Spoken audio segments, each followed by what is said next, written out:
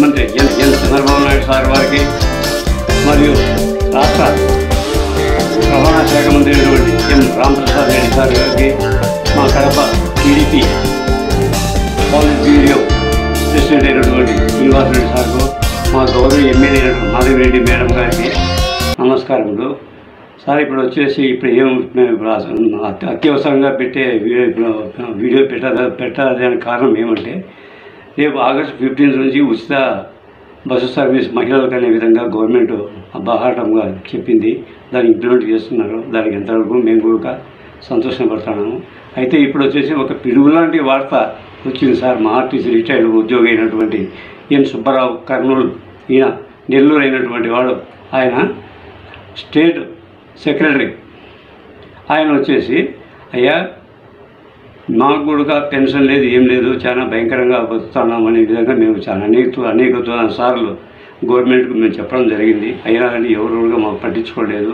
ముఖ్యమంత్రి కూడా ఆ రోజు ప్రమాణం చేసినాడు, ఇస్తానని చెప్పి అందరూ ఓట్లు వేసినారు. తర్వాత అసెంబ్లీలో కూడా గౌరవ ఎమ్మెల్యే మాట్లాడి దానికి కూడా స్పందన లేదు.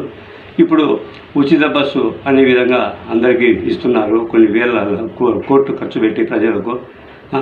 ఇప్పుడు వచ్చేసి ఇవన్నీ మాకు కూడా ఇవాళ ఇప్పుడు జీవనభృతి కూడా ఎటువంటి అడ్డంకు లేనటువంటి పెన్షన్ ఇవ్వాలని ఆయన డిమాండ్ చేస్తున్నారు సార్.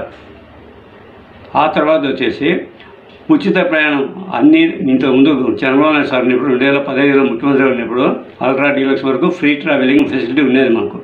ఇప్పుడు వచ్చేసి సూపర్ లగ్జరీ దానికి అన్ని సర్వీసులకు వచ్చేసి డబ్బులు పెట్టి హాఫ్ టికెట్ పోతున్నాను అనమాట.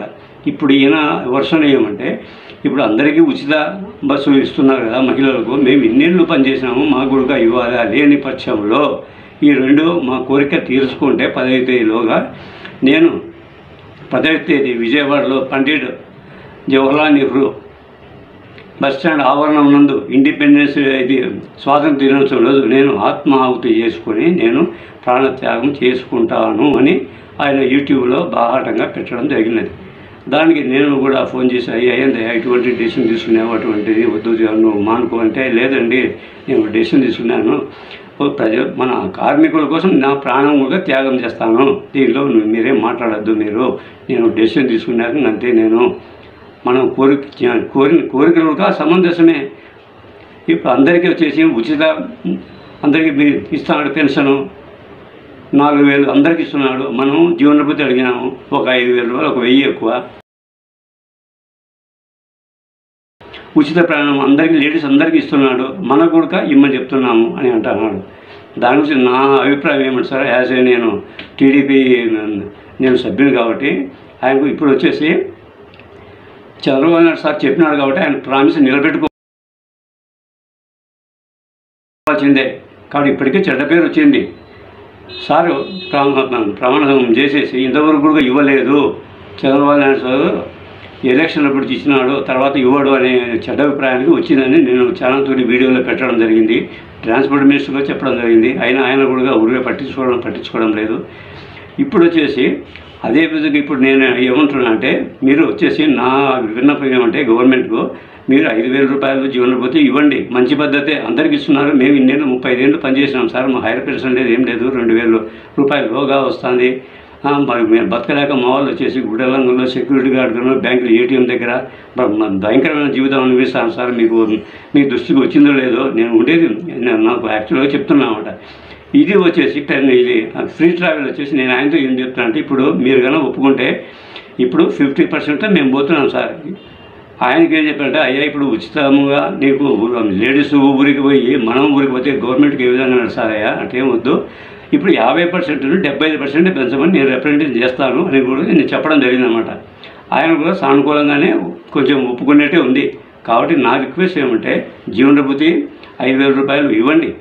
దాంట్లో వచ్చేసి ఎస్ఆర్బీసీ ఇప్పుడు వచ్చి 16,000 మంది ఉండాలని చెప్పినారు. ఒక 4,000 మంది లేడీస్ అంటే చనిపోయిన వాళ్ళకు. ఇప్పుడు 12,000 మంది ఉంటారు. 12,000 6 కోట్లు, వీళ్ళకు 1 కోటి, 7 కోట్లు 8 కోట్లు కానీ ఎక్కువ ఖర్చు కాదు. నిన్ననేమో ఆఫీస్లో పోయి వెరిఫై చేసినారట. వెరిఫై చేస్తే ఆ ఫిగర్ వచ్చిందట. నేనంతా 4,000 6,000 నేను అనుకుంటాను ఇంతకుముందు. అది ఉండేది ఒక 6-7 కోట్ల కన్నా ఎక్కువ ఖర్చు కాదు సార్. ఉండే కొద్దీ తగ్గిపోయేదే. ఒక 5-6 ఏళ్ళు ఉంటే మొత్తం అందరూ చనిపోయాలి, 0 బడ్జెట్ వస్తుంది, మీరేం భయపడాల్సిన అవసరం లేదు. మీకు మంచి పేరు తెచ్చుకోవాలంటే ఈ విధంగా మీరు ఒప్పుకోండి. ఆ తర్వాత వచ్చేసి 50% 75% పెంచండి, ఆయనతో నేను ఒప్పిస్తా. ఆ విధంగా మీరు 15 తేదీలోగా మీరు డిక్లేర్ చేస్తే కనుక ఆయనతో కూడా శాంతింపజేసి నేను లేకుండా చేశాను, నేను హామీ ఇస్తాను. కాబట్టి నేను ట్రాన్స్పోర్ట్ మినిస్టర్ కూడా ఆయనని రమ్మని చర్చలకు రమ్మని చెప్పినాడంట. ఈరోజు అందరూ వచ్చినారు. ఈయన అర్జెంటుగా పని ఉండాలని కడపకేమో ట్రాన్స్పోర్ట్ మినిస్టర్ ఏం పోయినాడంట. ఆడ ఆఫీస్లో ఉండే పిఏకి రిప్రజెంటేషన్ కూడా ఇచ్చినారు, ఆ ఫోటోలు కూడా పంపుతున్నాను. ఇప్పుడు ఆయన మాట్లాడిన వీడియో కూడా దీన్ని ఎంక్రోజ్ చేస్తున్నాను సార్ నేను. కాబట్టి ముఖ్యమంత్రి గారు, ట్రాన్స్పోర్ట్ మినిస్టర్ మా శ్రీనివాసరెడ్డి సారు, మా మేడం గారు అందరూ కలుసుకొని ముఖ్యమంత్రి వరకు తీసుకొని పోయి ఇది అంతా ఆగస్టు 10వ తేదీ మంచి ప్రోగ్రాంలో ఇది పెడితే చాలా అవమానంగా ఉంటుంది గవర్నమెంట్ కూడా. అందులో ఆయన బ్రాహ్మణ పాతకం మహాపాతకం సార్ గవర్నమెంట్కు. మనకు వేరే కులములు ఉన్నాయని పెద్దగా ఉండదు. హిస్టరీ నుంచి బ్రాహ్మణులు అంటే మంచి ఒక గురువుతో సమానం. అటువంటి ఆయన అంతగా డెసిషన్ తీసుకున్నారంటే ఎంత లేని డెసిషన్ తీసుకున్నారు. సమంజసమే అది. ఆయన కోరిక కూడా 100% కరెక్టే. అయితే